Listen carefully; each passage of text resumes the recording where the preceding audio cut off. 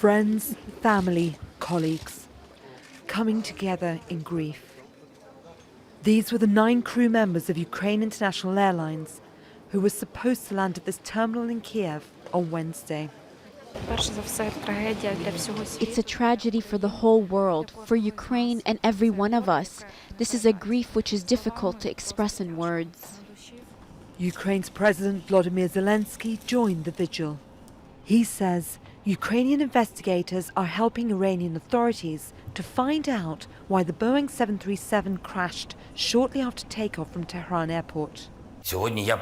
I will speak with Iran's president to step up cooperation with Ukraine to establish the truth. I am appealing to the international community, especially to Canada, to take part in the investigation. Most of the passengers were Iranian, as well as more than 60 Canadians.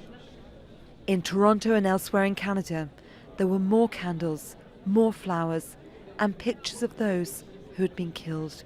It really shocked me, as well as the Iranian community and the world, that this happened. I mean, just think about the lives that were lost, and this was so unnecessary.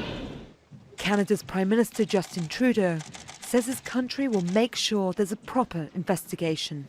Our government will continue to work closely with its partners to ensure that this crash is thoroughly investigated. Canadians have questions, and they deserve answers. Video on social media appears to show the Boeing 737-800 on fire before it crashed in a city suburb. Emergency crews on the ground worked to recover evidence from debris that was scattered for several kilometers. Ukraine has cancelled flights to Iran and says it expects to see a transcription of the black box cockpit recording. The airline says the plane was one of its best and the pilots among its most experienced.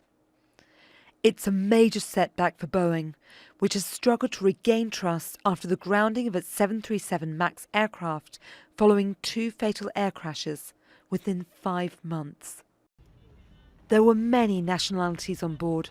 As people gather in grief around the world, investigators will want to find out why the flight with 176 passengers and crew never reached its destination.